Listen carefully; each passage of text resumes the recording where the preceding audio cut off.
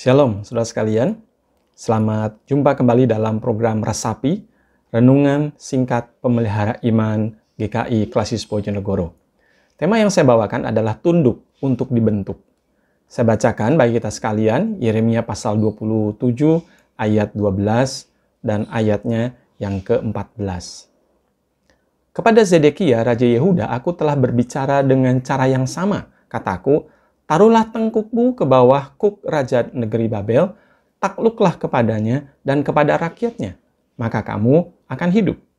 Ayat 14, janganlah dengarkan perkataan nabi-nabi yang berkata kepadamu, janganlah kamu mau takluk kepada Raja Babel, sebab mereka bernubuat palsu kepadamu. Seorang yang bernama Sohokgi, seorang pejuang kemanusiaan, pernah berkata, umumnya orang tidak suka mendengarkan kebenaran karena kebenaran itu seringkali menyakitkan.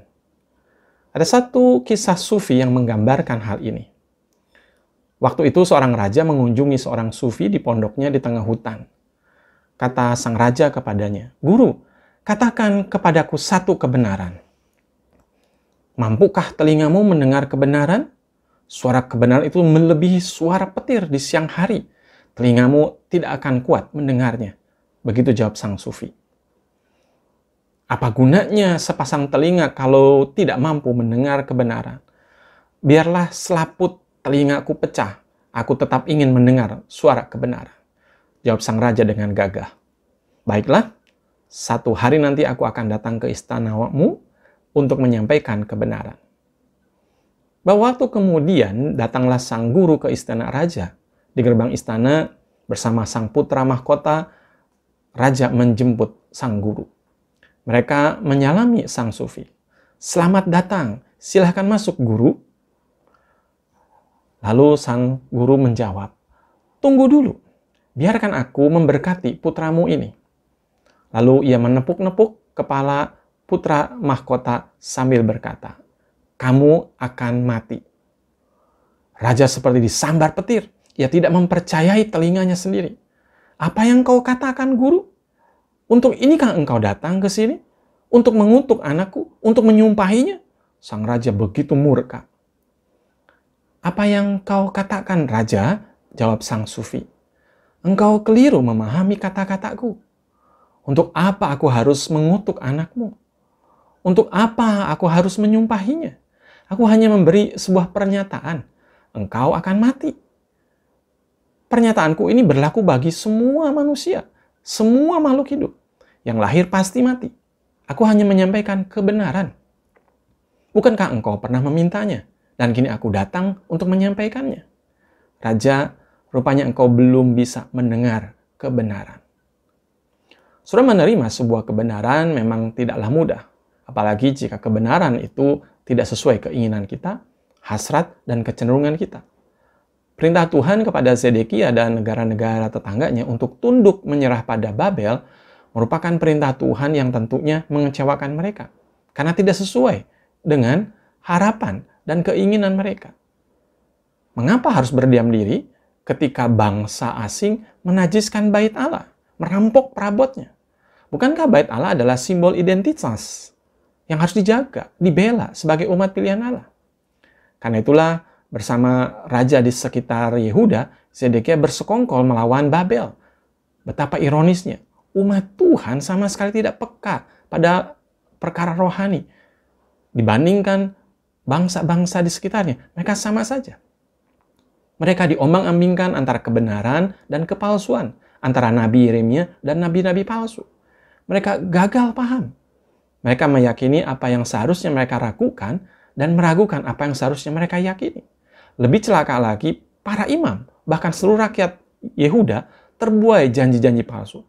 Mereka percaya bahwa kekalahan mereka terhadap Babel hanya bersifat sementara dan bait Allah akan kembali jaya.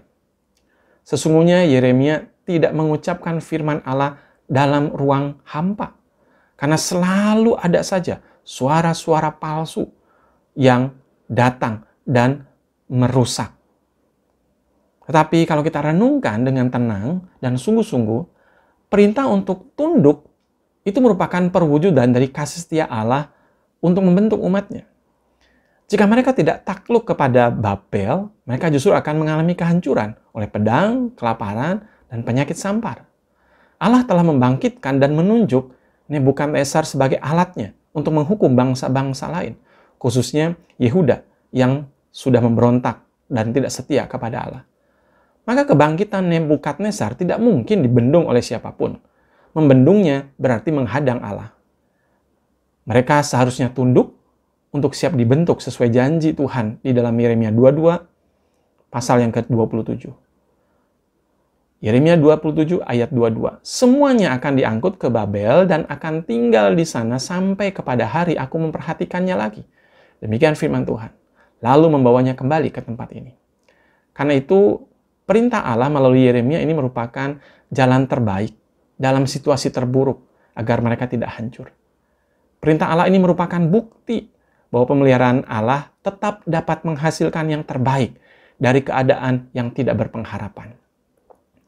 Saudara, dalam perjalanan hidup kita bersama Allah, mungkin kita pernah kecewa karena perintah Allah yang harus kita lakukan tidak kita pahami, tidak bisa kita mengerti. Namun respon yang paling bijak adalah tetap dengar-dengaran, tunduk dan siap dibentuk oleh kehendak Sang Penjunan. Kebenaran Allah walaupun menyakitkan adalah perwujudan kasih-Nya yang mendatangkan kebaikan bagi kita. The truth may hurt for a little while, but a lie hurts forever. Kebenaran mungkin menyakitkan sementara waktu, tapi kebohongan menyakitkan selamanya. Kiranya Tuhan berikan hikmat kepada kita untuk membedakan kebenaran di antara begitu banyak kepalsuan. Mari kita berdoa. Terima kasih untuk firman-Mu, kiranya boleh menjadi pelita dan terang di tengah begitu banyak kegelapan, di tengah begitu banyak kesuraman, untuk boleh melihat kebenaran Tuhan yang Engkau nyatakan dalam kehidupan kami. Sehingga kami tidak diombang-ambingkan, tapi kami boleh tetap setia menginginkan Tuhan, mengikut Tuhan. Dan biarlah kami boleh tunduk di hadapan-Mu untuk Engkau bentuk dalam setiap kehidupan yang kami jalani.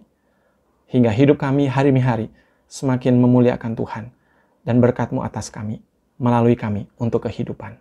Demi Kristus kami mohon dan berdoa. Amin. Tuhan memberkati.